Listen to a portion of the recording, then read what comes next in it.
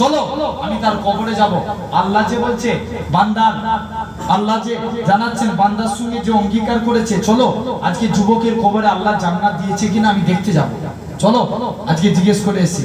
হযরত ওমর যুবকের কবরের দিকে চলে গেলেন।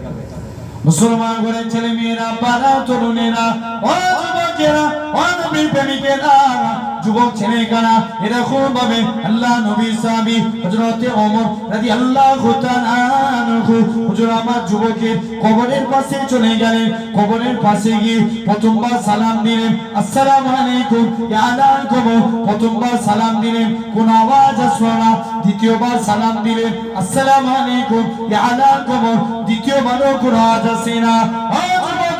হযরত ওমর দ্বিতীয়বার সালাম দিলেন, আসসালামু আলাইকুম ইয়া আলাল কবর। সঙ্গে সঙ্গে যুবকের কবর থেকে ওয়া আলাইকুমুস সালামের আওয়াজ কানা ভেসে উঠেছিল।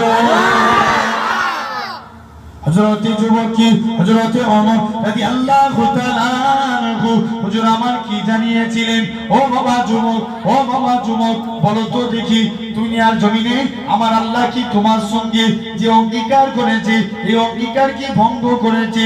যুবকটা বলতে লাগে, হে রাসূলুল্লাহ সাহাবী, হে হযরত ওমর, দুনিয়ার জমিনে বাপ ছেলের অঙ্গীকার ভঙ্গ করতে পারে, ছেলে মা মেয়ের অঙ্গীকার ভঙ্গ করতে পারে, স্বামী স্ত্রীর অঙ্গীকার ভঙ্গ করতে পারে, কিন্তু আমার আল্লাহ এমন এক আল্লাহ, আমার আল্লাহ আমি যুবকের কবরে 2টা জান্নাত দিয়ে দিয়েছে।